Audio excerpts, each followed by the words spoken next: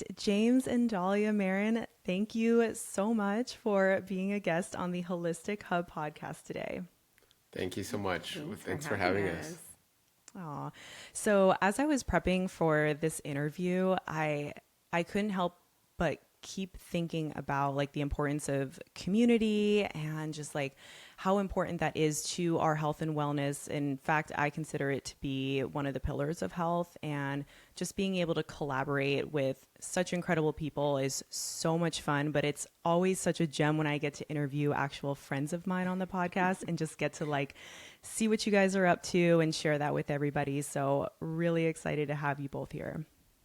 Thank Thank you. you. I Yeah. know this is a special conversation because we get to run into each other at the beach on our walks and our events. And so we share this common passion with one another. We're excited to talk about it. Oh, I'm so glad to hear that. Well, I think the best way to lay this groundwork talking about fostering our inner ecosystem, which is a phrase that I stole from both of you guys that you guys use a lot and I love. So I cannot wait to dive into all these amazing topics. But the first thing I want to bring up is just who are you guys? What is Married to Health? What brought you into wanting to focus on gut health in your careers and pursue careers as registered dietitians? I'll let Dahlia go first on that. So, I always like to say I was my very own first patient, just kind of navigating the health system myself, and really over the last almost 2 decades, peeling back the layers of my own onion, my own health onion. And it all came on very suddenly when I was in my late teens, and I was simultaneously diagnosed with just a slew of things in literally one single day. It all started, I was having I could hear my blood really loudly rushing through my arteries. And so I was like, something's wrong. And so I went to see an ear, nose, and throat doctor. And he quickly pointed out that I had a goiter, an enlarged thyroid. And he referred me to an endocrinologist. And at that point in my life, I had never really had blood work done. I never cared about my health. In fact, I was living a very standard American lifestyle. I was a first generation American. So heavily processed food was a huge part of my life. I was very sedentary, didn't have a healthy relationship with my health, my food, any of it. Definitely no inner ecosystem acknowledgement there. But I had this opportunity to now have my health investigated, and thankfully the doctor I saw was really thorough, so he wanted to just check everything. But that then came with all these different answers of, oh, you have prediabetes and that's why you're so lethargic all the time, as well as a severely underdiagnosed hypothyroidism that was an autoimmune type of hypothyroidism. And I was diagnosed with polycystic ovarian syndrome. I had high cholesterol. I had all these things going on, and it made sense. It wasn't shocking to me because I wasn't putting any effort into not having those things happen to me at that time. I was quite obese. I was, like I said, just living the life that would warrant those diagnoses. And not surprisingly, I had awful gut health. I was frequently having gut pain. I would get UTIs all the time. And I just, at that point, knew nothing different than just take antibiotics, or just, don't eat for one meal and your stomach pain will go away. And I really knew nothing else. And so once I started then learning about what these things even meant, what is Hashimoto's? I literally remember Googling, what is Hashimoto's? What does your thyroid do?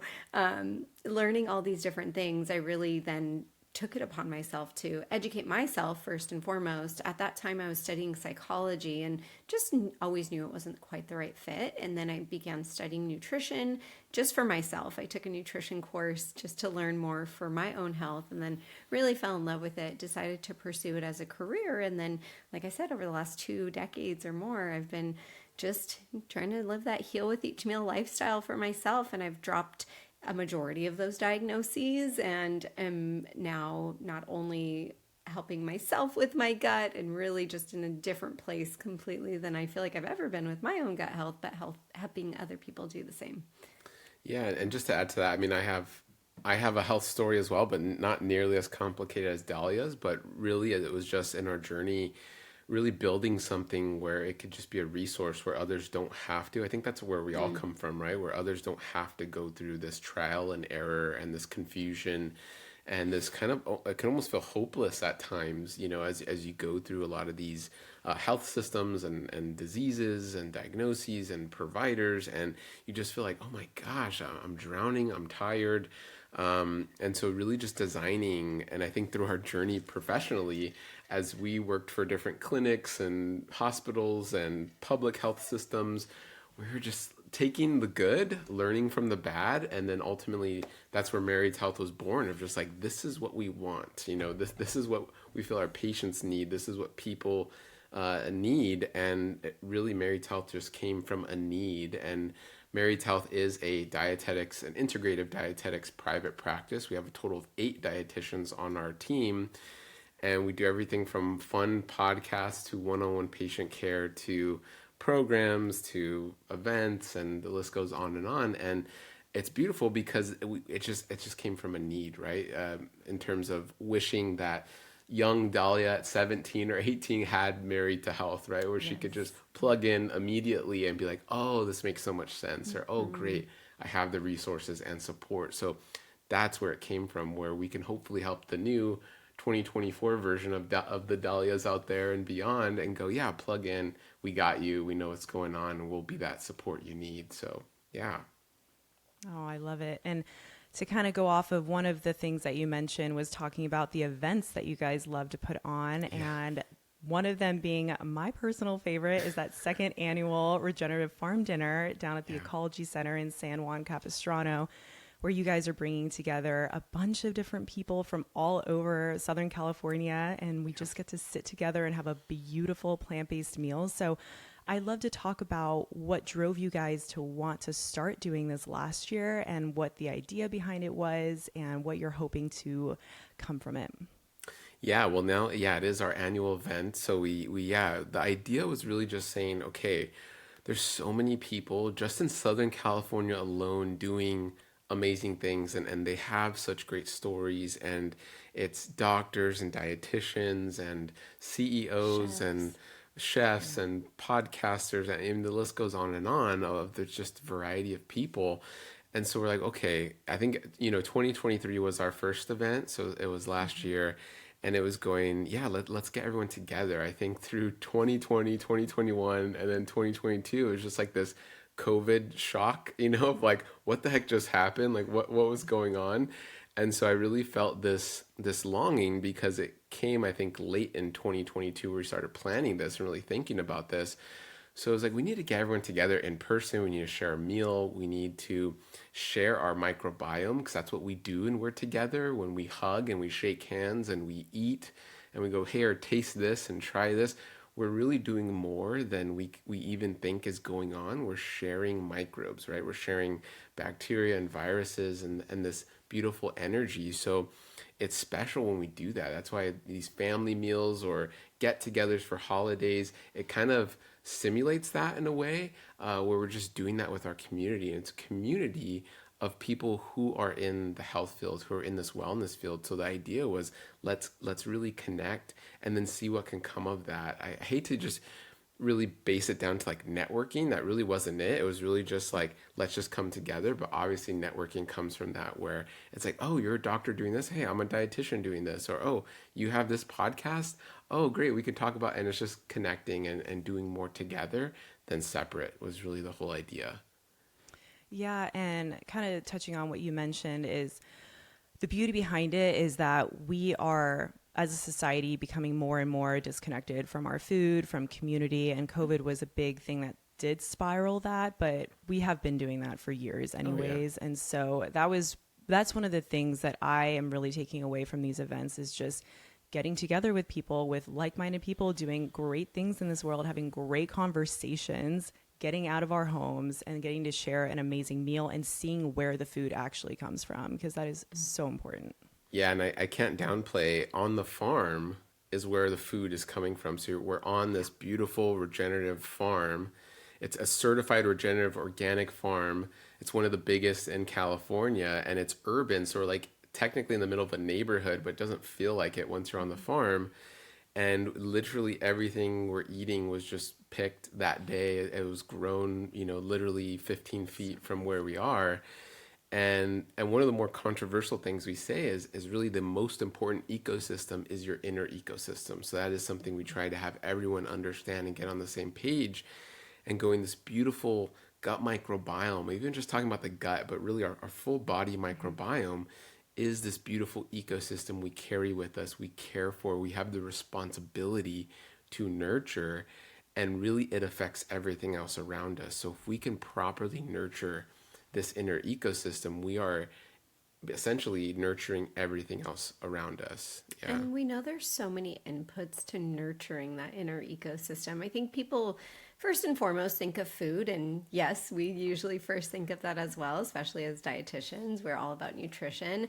And it's always so important to remind people it's about the movement that you are engaging in. It's about the community that you spend your time with. Studies show that you can share more microbes with those who you cohabitate with than your actual blood family. And so who you keep in community with, the mental health that you're maintaining impacts your gut microbiome. There's so many different factors. So it's not just as simple as the food you eat and the antibiotics that you take. There are so many inputs that go into it. And so for us, it's just reminding people, hey, community is such an important part of that. We can't forget about it as we're so busy just accomplishing and biohacking and, doing our 27-step routine every single day. Being part of a community, making time for a community is so important. And, I'll be honest, James was the visionary behind the event. And when he first brought it up to me, I was like, for what?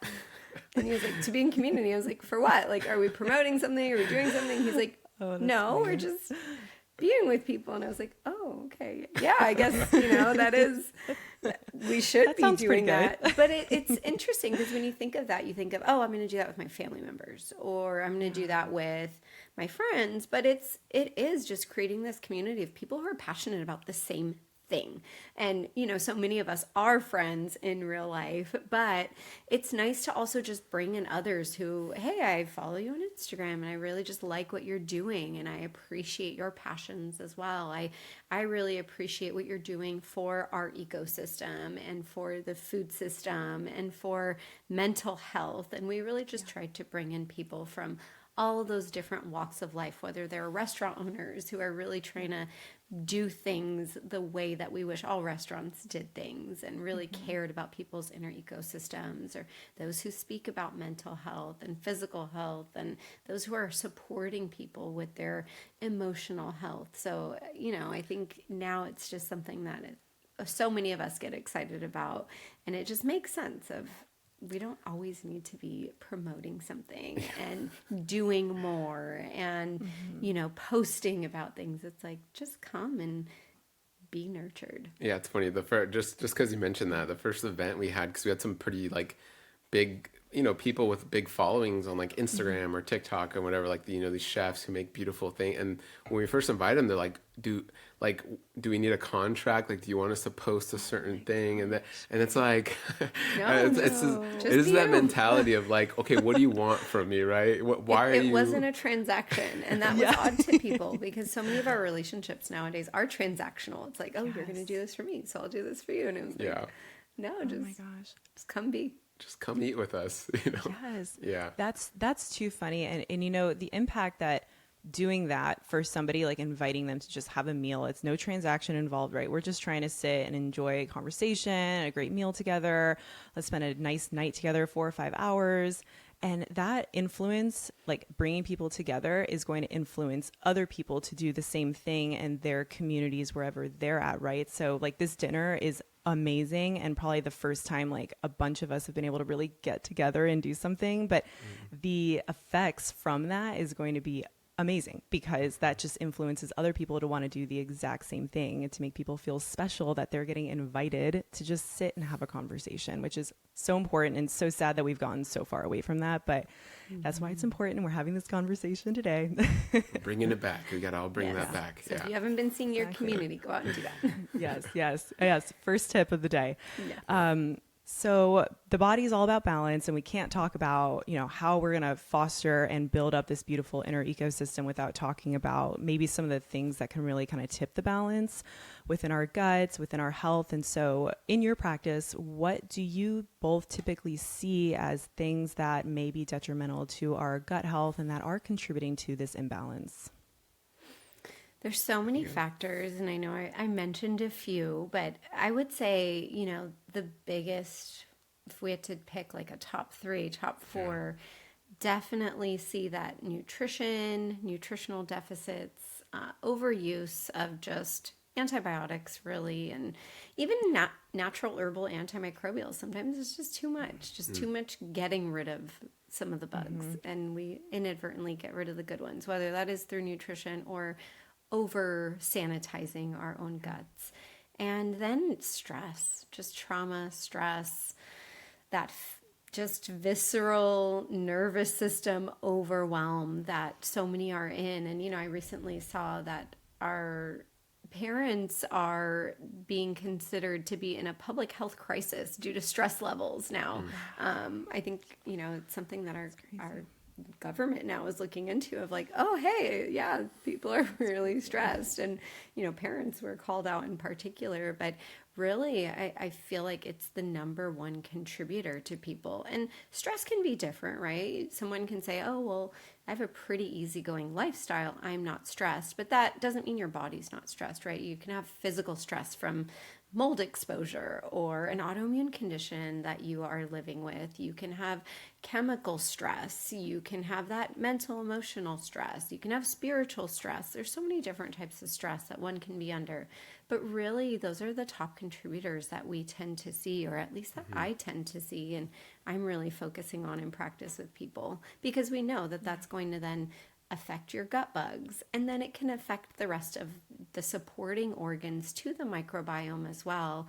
It's not uncommon for me to be supporting people with pancreatic insufficiency that came from their gut imbalance, or liver overwhelm that came from their gut imbalance or caused their gut imbalance, or kidneys that need additional support. So it usually tends to kind of make its way out and affect other parts of the body. But some of those roots, are, I would say, those top three: nutrition, stress, and just over sanitizing. And if I can just connect it really quickly, like with the nutrition component, what we're seeing is when that is weakened, and this is not just for you, this has been weakened over the last 100 years. So that's really important context, because we're seeing this, like the other two Dahlia mentioned, like antibiotics and then stress, have a greater impact because of our lack in nutrition. And what I mean by that is we have transgenerational effects, where slowly, after every decade, after every generation, over the last 100 years, we've been eating less and less and less diversity in our food supply. We're eating less and less from these certified, regenerative organic farms. Back then, we used to just call them farms. 100 years ago, they didn't have these fancy, like, I'm certified regenerative organic, Air One certified. It's like, no, they were just called farms, right? And so when you see these boomers and this older generation, it's like, you ate organic most of your life. You probably ate some of the cleanest, most amazing food that we could find. And so now we're kind of having to think about that. And when we think about that over the course of generations, over the last 100 years, we're seeing that now in studies show that our diversity in our inner ecosystem, in our gut, is much lower than that of our ancestors, going back 100 or 200 or 300 years. And that has an effect where now when we take that antibiotic, or now when we're stressed, or now when we're exposed to xenobiotics or plastics, right?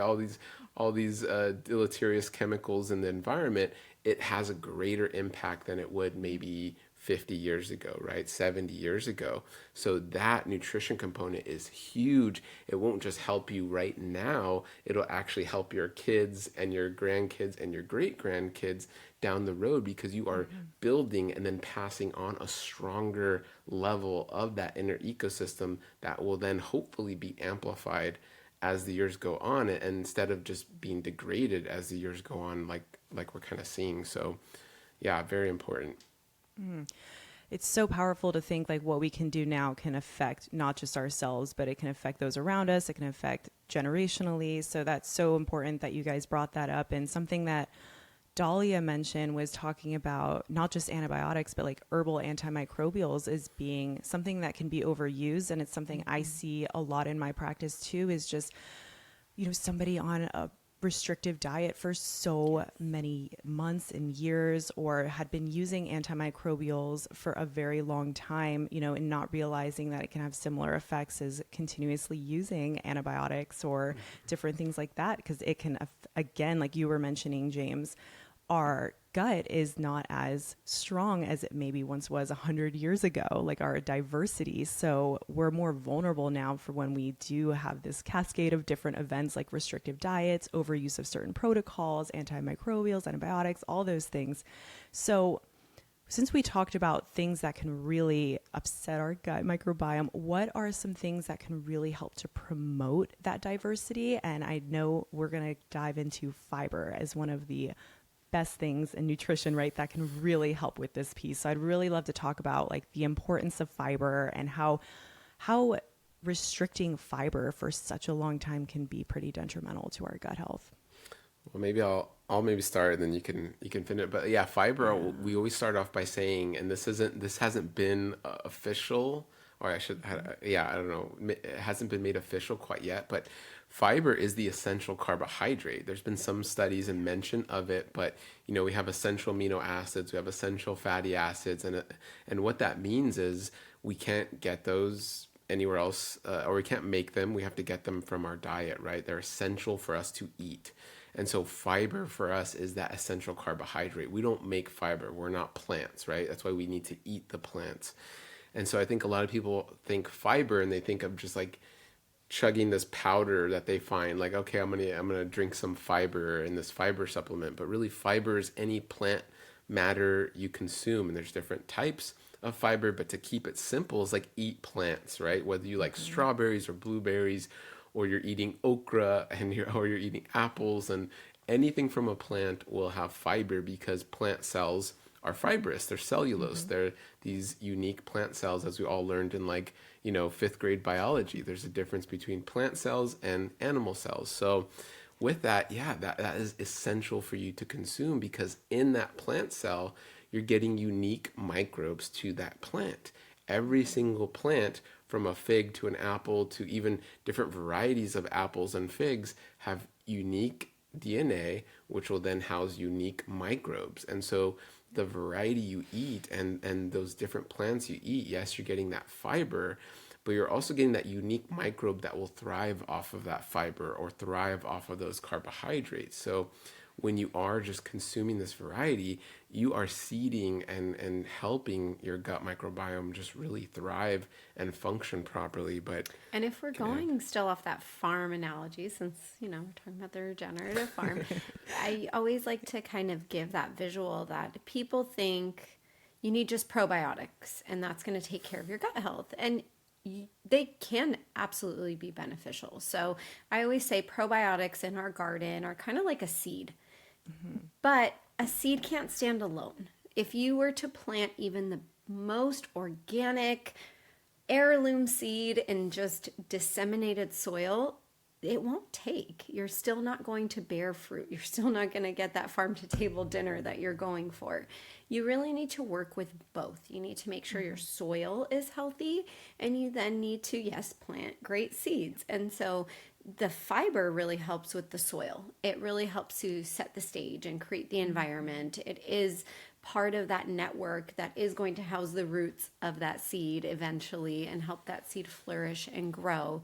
And you need other inputs, of course, to foster a healthy seed or that probiotic. You need enough water, just like our gut needs enough water. And you need the right nutrients. Our gut thrives on certain nutrients, vitamin D, omega-3, certain B vitamins like 1, 5, 6, and 12, really important to our gut health. So we really are just like plants. So we do want to plant those probiotics. You want to eat those fermented foods. And with the types of fiber, what I tend to see is people are eating sometimes almost too much of just one type of fiber. There are many types of fiber. there are, almost a dozen types of fiber. We can pretty much categorize them as soluble and insoluble. So if we're thinking of our garden analogy, one type of fiber is going to kind of act like a rake to the soil and kind of just move things around, keep them in the right place. One type of fiber is the garden hose that's going to keep the soil nice and moist so it can retain those nutrients. And so I tend to find people are eating lots of rakes, right? They're eating their celery and they eat kale and they eat apples and they just eat this roughage because they think, well, that's good. It'll push everything out. But if you're just baseline, either constipated or your gut is so overwhelmed that you have diarrhea, if you're just eating lots of that roughage type of what's called insoluble fiber, it's not in balance. You still need that moisture. You still need that type of soluble fiber that's going to bring in that moisture to the garden and really enable things to get taken up into that seed. So that's what I tend to see. People just need more of that soluble fiber. And a lot of people avoid it because that type of fiber that really soaks up water tends to come with starch. So that type of fiber likes to live with starch, and those are both different types of carbohydrates. But usually people tell me, oh yeah, no, I can't eat oatmeal, it really bloats me, or grains really bloat me, so I just don't eat them, or beans, no, too much bloating and don't eat them. And usually people who have gut barrier issues, they have a little bit of a kind of more permeable or leaky gut, if you will, they're going to feel worse with more starch in their diet. It's drawing in all that water, yes, to bring in nutrients, but it also brings expansion, which initially can be uncomfortable, especially if your gut microbiome is totally off. So it's so important to just get the right inputs and not just say, I'm just going to get food for my plants. I'm going to make sure I tailor the food to the climate and the soil and what changes I'm trying to see in this plant in particular.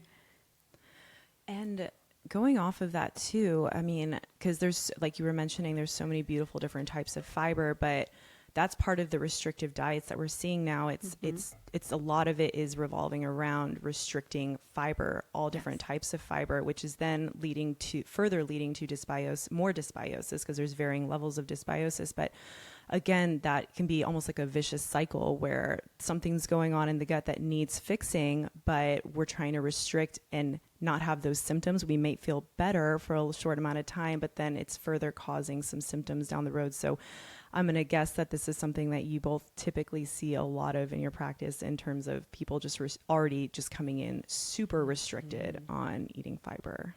It's almost like mental health, how people can try to manage their mental health. I'm just going to avoid the problem. I'm never going to work on that trauma that I endured. Who does that? No one does that. I don't want to go to therapy. I'll just drink all the time and just, if I'm drunk or if I'm high or if I'm distracted, I just don't have that problem at that moment. So fiber's kind of the same. It's like, makes me uncomfortable, so I'll just avoid it. And then I don't have the problem. I'm cured, but you're not actually cured. That trauma in your gut is still there waiting for you to work on it, so that eventually you can eat all the fiber that you want and it doesn't trigger you in the way that it used to. You have done your gut psychology, if you will, and really spoken to your gut and whispered to your gut and healed your gut, so that way you are tolerating things. It's seldom with anything that putting less work into something leads to abundance, leads to healing, leads to a place where you're doing even better. So yeah, there's so many. We usually use a debt analogy, but yeah, that trauma analogy, right? And both are true. And this goes back to generational trauma, generational financial hardship, generational gut problems. This goes back to it's not just you. Like if for anyone out there, and usually those who come to our practice or those we talk to in real life or on Instagram, whatever the case is, it's like your gut problems probably started with your great grandma or so, something like it goes back a long ways. And so the same is true with the trauma, right? But the good news is if you decide to fix it, you can fix it. You can end it here and now. And so in the same way there's so many analogies that can be used, but it's like debt, right? You're in massive debt. Maybe you inherited it from your parents, or they left you in a horrible position, or they didn't leave you any type of inheritance. Well, that's okay. You'll have to work a little bit harder, but you can start a new inheritance for your kids, right? But if you're going to continue to rip up the past due notices and change your email and change your phone number and change your address and just keep running. That's why we're seeing then, to bring it back to the nutrition and health side, the carnivore movement, right? I mean, it's kind of a new iteration where before I feel like the low carb movement was to lose weight quickly, but now we're finding like, oh, this low carb movement is to make our guts feel better. It's so we can function and have a normal day without debilitating gut problems, which is a byproduct of the like old Atkins movement or the low carb movement. Is really a majority of these people have severe dysbiosis. Majority of people have this broken trauma inheritance, from generations, and they don't want to, we would just say face it head on, right? Understand that, hey, fiber's important. If you can't handle it, let's investigate why, not just run away from it. And eating sticks of butter, raw liver or cooked liver, or 50 steaks a day it's not a sustainable plan. I mean, there's some bodybuilders who eat a lot of stuff. I've seen a guy he eats 20 steaks a day or something like that. It's like, it's insane. So we go to these extremes, and I'll be unbiased a little bit. There's extremes on the other side too, where it's like just a raw fruit diet, and I'm going to eat 20 bananas a day, and it's on both sides. So we have to kind of not run to those extremes and just kind of face kind of what we're seeing and what we're feeling head on and find that balance, right? So yeah. Balance is the key word here. Yes, balance. I love your guys' analogies. I hear you guys talk about them all the time. You have the best analogies, but Dahlia, I loved the gut psychology trauma one. I can see where your psychology background comes in handy for that one. That was so good. She is a therapist. So you've been a great therapist as well. Yes. Yeah. Many talents, yes. So kind of going off of that topic then, talking about how a lot of us now are just sadly avoiding fiber, running from the problem as opposed to addressing it head on, like you guys are talking about. There's just so much talk on social media right now. I think it's been going on for a while, but about anti-nutrients like lectins and phytates and things like that. So I'd love for you guys to touch on that, talk about what they are and why they really are not the enemy. Well, if I could just say, because this really transcends as well.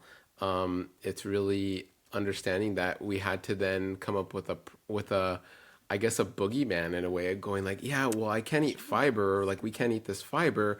Why is that? It can't be all the wonderful microbiome research and this transgenerational problems, and it can't be all that. So it has to be these chemicals in plants that are defense chemicals, and they're bad for us, and they're poisonous, and the list goes on and on of all these excuses, right? And so it's phytates, it's lectins, oxalates, right? So salicylates and all these other, like, I know it's like anti-nutrients is what they're categorized as, but really they're not. They are nutrients for your microbes, right? When we look into these actually they're proteins. When we look into these proteins, they're food for your microbes. You actually have microbes that break down and use oxalates and phytates, right? So you have these categories of microbes that will use these and actually make antioxidants and make other proteins and make other vitamins and minerals. So looking at it from like a tiny narrow-minded perspective, you're like, oh my gosh, in a test tube or in an animal model, when we're doing really horribly designed studies, these raw kidney beans are killing this pig. And it's like, well, no one eats 10 pounds of raw kidney beans and going, oh, the phytates killed the pig. No, that's not how we eat. So when you give it the right context, you're understanding that, oh, it's actually a healthy microbiome properly uses these proteins. And obviously in an imbalance, whether you're eating raw kidney beans, which I don't recommend, or you have an imbalanced gut microbiome, you're not able to properly process those nutrients, and they can cause some problems, right? So they can cause some symptoms, exacerbate inflammation, but it's because you already had issues with your gut microbiome. It's because you likely already are having these symptoms, and now that you're trying to eat a bunch of kidney beans, which is some of the most high fiber, high phytate beans you can eat, your gut's like, whoa, what is this? You've been eating 10 steaks a day and now you're trying to eat beans again? Like the how quickly we can go back and forth from our diets is also a major factor for a lot of people where their microbiome just really can't catch up. But I don't know if you want to add. And usually there's something deeper going on with the microbiome. It's not just somebody is born with oxalate intolerance or lectin intolerance or phytate intolerance. Usually it's coming from other types of gut imbalance or dysbiosis. There are studies that do show that someone with fungal overgrowth can struggle to break down oxalates as well. And we do see also that salicylates become very difficult when somebody has an imbalance and they have too much of the sulfur reducing bacteria. So these things can very much bleed into one another. And we don't realize when you have too much of one specific type of bug, it could be throwing everybody around it off balance. You know, there are certain functions that require enough amounts of sulfur. But if you have too much of what's called sulfate reducing or sulfur reducing bacteria in the gut, then they're eating up all the sulfur to make their own gas, hydrogen sulfide, to keep themselves alive and thriving. And then some of these other bugs that need that in order to break down oxalates and help you break down salicylates, they can't do what they need to do. So it's not the problem that we just can't break them down. It's clearly you have some type of gut imbalance that you do need to address, and then everyone will harmoniously start to work together. You will increase your tolerance to these things. And, you know, just going back to what you were saying before of kind of starving, whether it's fiber or oxalates, I so rarely see that someone living on an elimination diet, a low oxalate diet, a low phytate diet, a low salicylate diet, heals themselves that way. If anything, it narrows their food choices more and more and more and more. And they're eating 3 foods and they're extremely afraid to eat. And they're not getting any healthier. Their gut isn't healing in that state. They're not able to tolerate more of them. So if these elimination diets were the solution, people could do that for a short period of time and then go back to eating whatever they want. But I've personally never seen that happen in over 10 years of practice. Yeah, and to kind of, I'm so glad that you brought that up, because to kind of bring it all together, it's these elimination diets, they can help short term with just maybe reducing some of the inflammation and the symptoms that you are having. But ultimately, it's about, like you were mentioning, Dahlia and James, that we got to figure out what is at the root. Is there an overgrowth of a specific bacteria? Is there a fungal overgrowth that's causing that oxalate intolerance? Is there whatever might be going on in the gut? And it's about addressing that, potentially doing a guided elimination diet, let's put it that way, and then being able to reintroduce those good that good fiber, the good plant diversity that we really need. And so that kind of leads me into wanting to talk about your guys' 100% plant-based SIBO IBS program that I was so excited to see you guys had launched. Was it earlier this year, or was it last year that you guys? Yeah, had? we did it Just this year. Just this year, yeah, we did it Okay. kind of quietly. Had some of our patients kind of in it and just filling it out, and yeah, continue to have patients join and people join, and it's that idea. I mean, to clarify, like, elimination diets have their place, right? And they can be helpful. And it's clarifying that and going, yes, they can be useful as long as you're, taking the right steps and wanting to move in the right direction. It shouldn't be to continue to eliminate and like sticks of butter and more steaks. It's like, no, let's add, right, plant diversity. We need a counter on how many times James has said steaks. Well, no, because you're on Instagram and it's like, here's what I'm eating today. And it's like a stick of butter, a steak, and like, or maybe they'll put like butter in the dates and stuff like that with I don't want to be on that side with of their, Instagram. yeah, it's like it pops up. I'm like, oh my gosh, here we go again. And so my algorithm's off. So, but it's this idea that, okay, if you've eliminated so much, it's like, let's move in the right direction. The goal is let's bring back. And so that's where we created a reverse elimination, right? That's a fancy way to just say, we're going to bring back more foods, but it does get a little more complicated where you can have oxalate problems. You can have histamine problems, and you can have, FODMAPs might be helpful for you to kind of avoid some FODMAPs for a while, but you can kind of get into that. Yeah. But yeah. And so what we find is a lot of people actually come into the program kind of already on an elimination diet, whether that was given to them by a practitioner that they worked with or they put themselves on. Usually it's a low FODMAP diet because it's probably the most popular one. But we're really seeking to help them understand, hey, why do you feel better on that? What could be going on with your microbiome? How do you actually work on your microbiome so that way you can start introducing FODMAPs again? How do you identify which group of those carbohydrates, those FODMAPs, those different sizes of carbohydrates that you're not tolerating the most? And what are some resources that can help you eat them without those uncomfortable symptoms? So that way, even once you identify what you don't tolerate, it's not just, okay, keep avoiding it. It's, hey, these enzymes can help. Adding this to your diet can help you digest that. Working on this part of your microbiome can help you eat and tolerate that. So that's really our goal within that heal with each meal. And we also talk about feel with each meal in the program.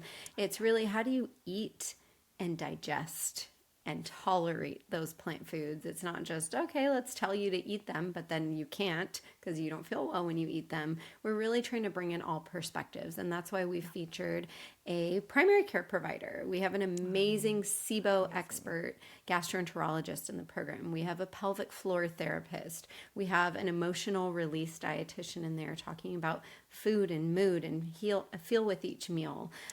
We're talking about exercise and why that physical motility is important. So we really tried to touch on all these different aspects that maybe people have never thought about. I've had patients who I've personally worked with one-on-one who have said, I've had gut issues for 40 years. No one's ever mentioned a pelvic floor therapist to me. And then they have extreme healing once they're working with that person. Or, no one's ever really made it apparent that I needed to work on my childhood trauma and that's going to help my gut issues. Or, no one's ever recommended that I get this test so that way I can assess my liver health or whatever it is. So we really just tried to make it feel like you're working with an expert gut health dietitian, with having that group support, with having the support of other experts, and then having the meal plans as necessary. So we focused mostly on low FODMAP, low histamine, low sulfur. We also have a just kind of general plant-based reverse elimination. And then we created actually combinations within those, because sometimes people are in temporary need of a low histamine and a low sulfur way of eating. So we've created meal plans for that, so that way we can accommodate them as they're trying to heal with each meal. And that's great because, again, it's just going back to what we've been bringing up throughout the entire conversation is it's not just the nutrition that's affecting our gut. And also to say, something I want to mention too, is that we often think that every body system is just separate from each other. But in fact, everything is in constant communication. Like our gut is in communication with our brain, our hormones, everything. And so it's about addressing, like you're talking about in your course, trauma, or like, is there some sort of structural issue? Do you need to see a specialist for that? Do you need to work on stress management, right? And of course, incorporating the fiber and the healing foods. But yeah, that's wonderful that you guys are both talking about that, because I think that needs to be talked about more, about how things are much more integrated versus being so separate. And it's just, the gut is nutrition, the mind is the trauma, and let's just focus, the hormones are hormones. Let's just focus on all these different systems separately. So that's great. Yeah. So I wanted to talk about, you guys have it. So it's like a 7-phase approach, 8 R's. So is remove, and then, rest and relief is part of one, but then rebalance, repair, restore, repopulate, and re-challenge. So we usually hear about like the 4 or 5 R approach. So I love that you guys had like more to this. And I love how it ended with re-challenge, which is obviously, I'm assuming, is incorporating more of the beautiful plant foods in and challenging your gut and incorporating those. But I'd love to talk about some of the important interventions that you kind of include in some of like the restoring and repopulating piece. So is this where the pro, postbiotics kind of come into play here, or is that a little earlier or later? But I'd love to touch on that and the importance of those different types of foods that we can incorporate into our healing diet.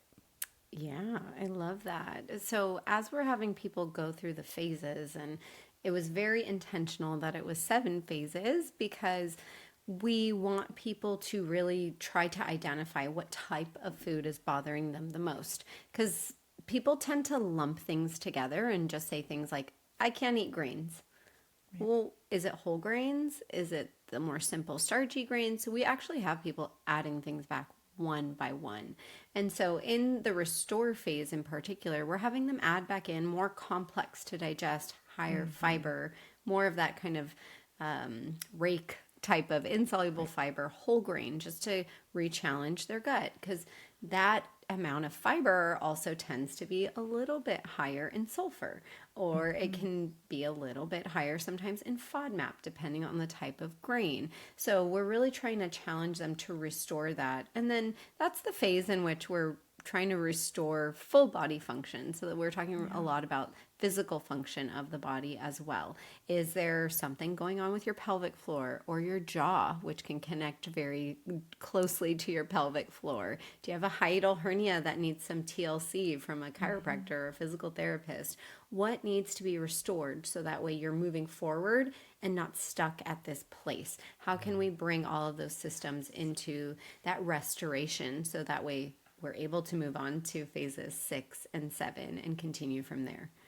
And so like, and for example, like we have star foods in each phase, and like in phase 5, which is restore, our star food's millet. And there's so many people who have never eaten millet, and it's like this beautiful whole gluten-free whole grain. That's a whole nother side to get in. Do I eat gluten? Do I not eat gluten? No, and all of that. So millet is a wonderful grain that you can literally use just like rice, Actually, a seed.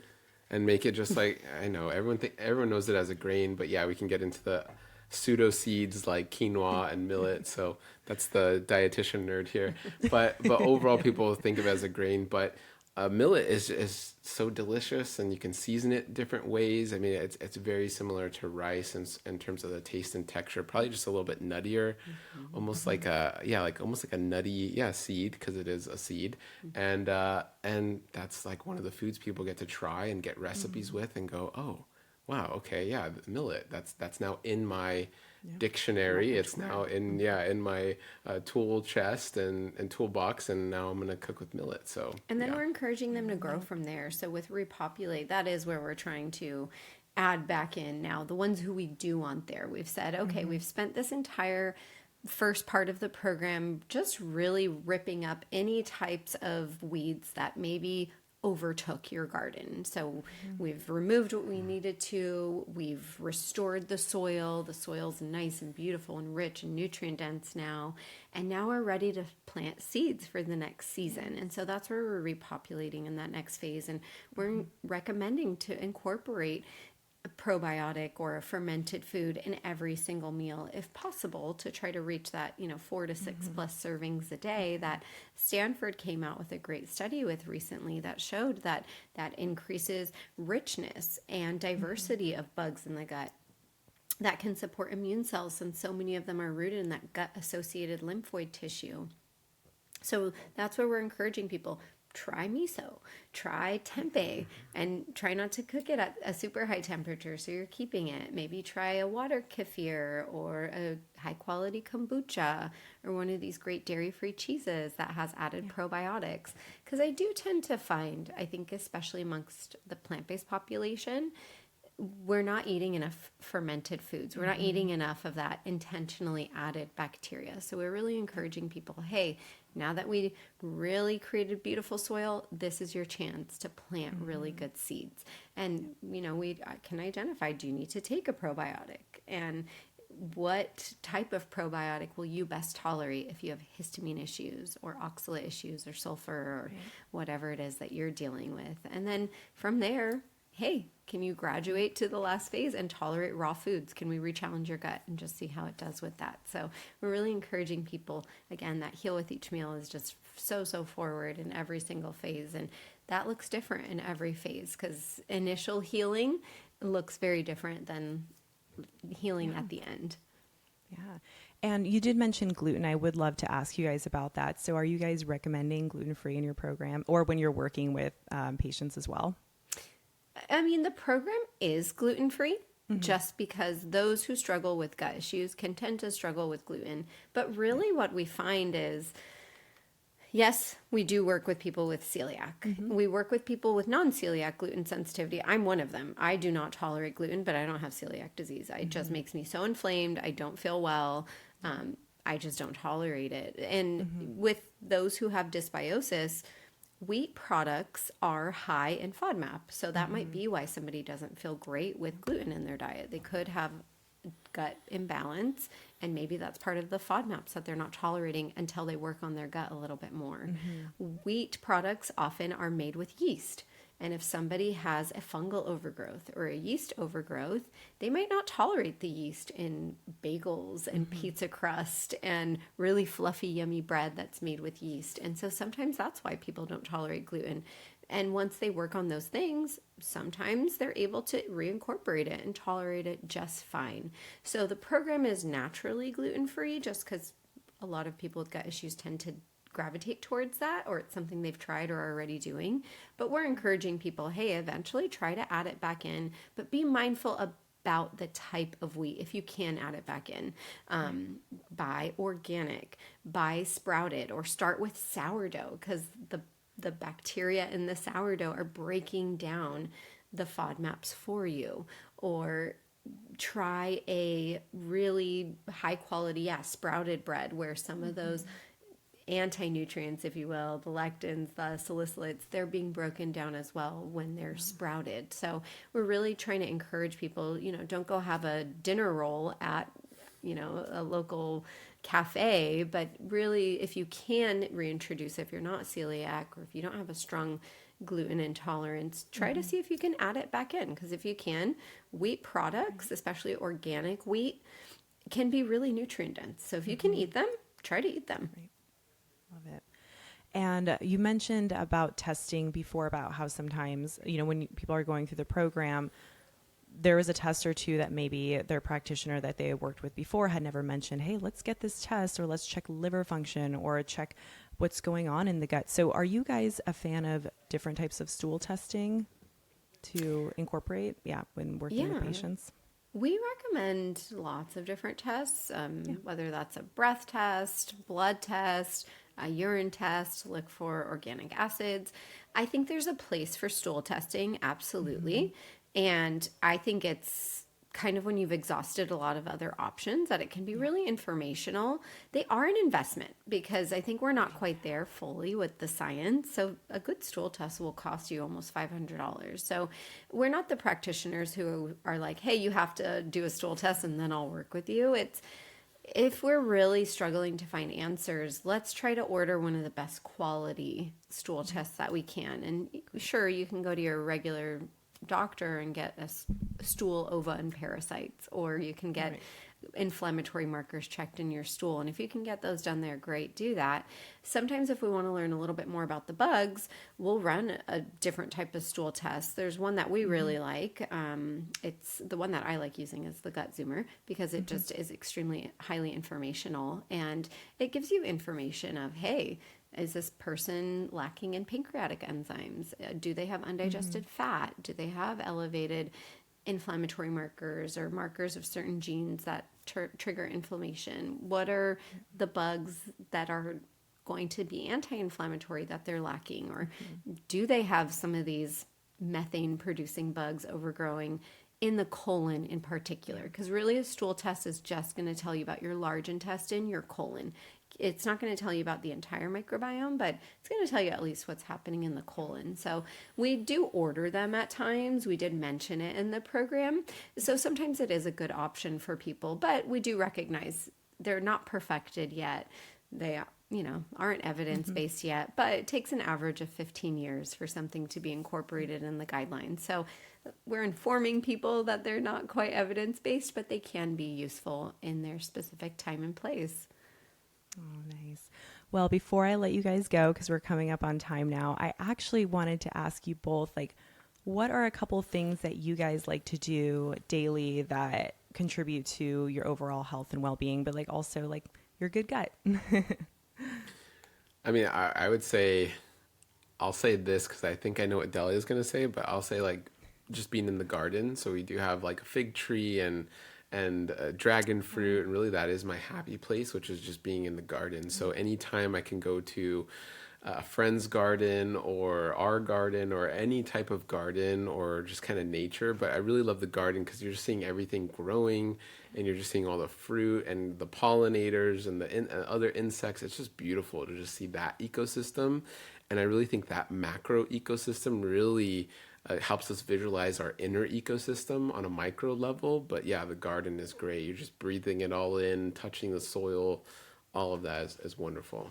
I love it. And I can't pick one. I'm I'm not a one. But my top two, I think, for me are just having a morning grounding spiritual practice. I wake up, I try to have my devotional time in the morning, just really work on my spiritual health, and then work on my physical and mental health at the same time. For me, getting exercise in is not just for my physical health, but really such an important part of my mental health practice. And especially as, you know, a healthcare provider, a mom, someone who's giving a lot of my energy to a lot of people, it's my time to have for me, and really just physically move my body, physically move my gut, and really just help my brain as well. So my gut babies know, okay, guys, we took care of ourselves today too. So now we have some of that energy to pour out into other people. So for me, you know, those are kind of two things that I really notice affect my gut when I don't do them. The nutrition is now just kind of like intuitive. It's been such a big part of it that I'm not thinking about doing that intentionally, but